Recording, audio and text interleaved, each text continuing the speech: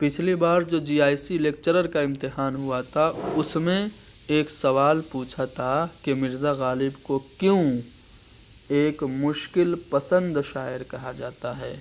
मुमकिन है इस बार आपसे सवाल यूँ पूछ ले कि मिर्ज़ा गालिब की मुश्किल पसंदी पे मुख्तसर नोट लिखिए।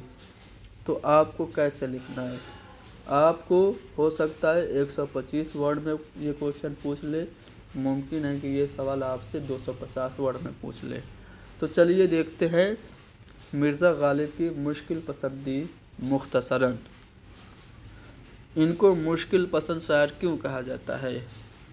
मिर्ज़ा गालिब एक मुश्किल पसंद शायर थे क्योंकि उन्होंने रिवायती इश्क व मोहब्बत और हिजर व विसाल के मज़ामीन न बाध कर कायनात, वजूद और इंसानी नफ्सियात के पेचीदा फ़लसफ़ों को अपनी शायरी का मौजू बनाया। मिर्ज़ा गालिब की मुश्किल पसंदी की एक वजह उनकी फ़ारसियत है। गालिब की इब्तदाई शायरी पर फ़ारसी का गलबा बहुत ज़्यादा था।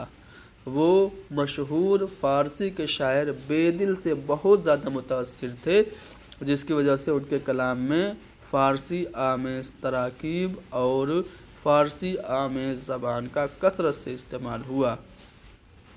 मिर्ज़ा गालिब बेदिल से बहुत ज़्यादा मुतासिर थे, इस बात का उन्होंने एतराफ़ खुद अपने एक शेर में कुछ इस तरह से किया है कि तर्ज़ बेदिल में रेख्ता कहना असदुल्ला ख़ां क़यामत है।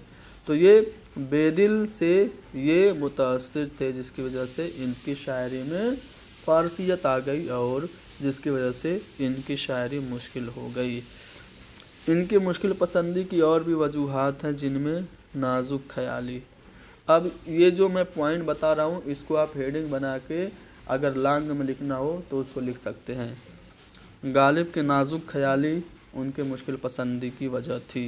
अछूते मज़ामीन का इंतखाब, यानी जो इनफरादियत उनकी थी, लीक से हट के अशार कहते थे, वो उनकी मुश्किल पसंदी की वजह बनी। इबहाम और तहदारी, जिद्दत पसंदी और मानी आफरीनी, इन सब वजूहात ने मिर्ज़ा गालिब को एक मुश्किल पसंद शायर बना दिया। गालिब को ख़ुद इस बात का एहसास था कि वो बहुत मुश्किल लिखते हैं।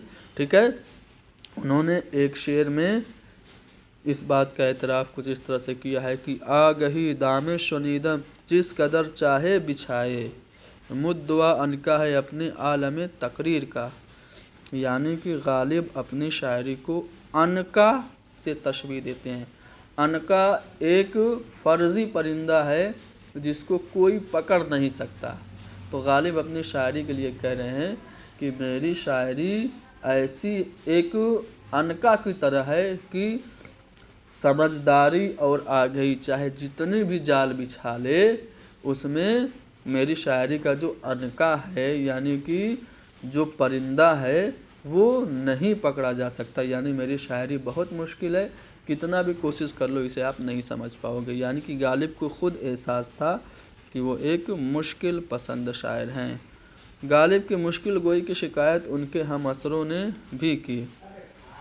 एक मशहूर उनके एक हम असर शायर थे आगा जान ऐश। उन्होंने कहा कि क्या कहा, अगर अपना कहा तुम आप ही समझो तो क्या समझे, मज़ा कहने का जब है, एक कहे और दूसरा समझे, कलामी मीर समझे और ज़बान मीर्ज़ा समझे, मगर उनका कहा या आप समझे या खुदा समझे।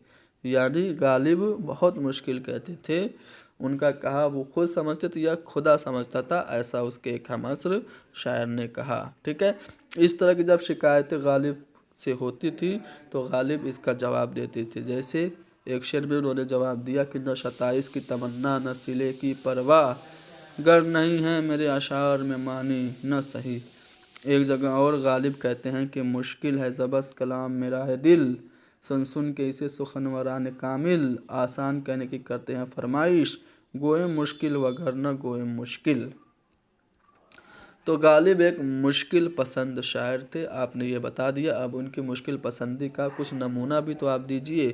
تو ان کے کچھ مشکل اشعار یہاں پہ آپ کوٹ کر کے بات کو ختم کر سکتے ہیں۔ شمار صبح مرغوب بت مشکل پسند آیا، تماشائے بکف تماشائے بیک کف بردن صد دل پسند آیا۔ ٹھیک ہے، ان کے دیوان کا پہلا شعر بھی مشکل ہے، اس سے بھی آپ کوٹ کر سکتے ہیں کہ نقش فریادی ہے کس کی، شوق یہ تحریر کا، کاغذی ہے پیرہن ہر پے کرے تصویر کا۔ ایک اور شعر میں آپ کو سنا رہا ہوں، پھر کلاس کو ختم کرتا ہوں۔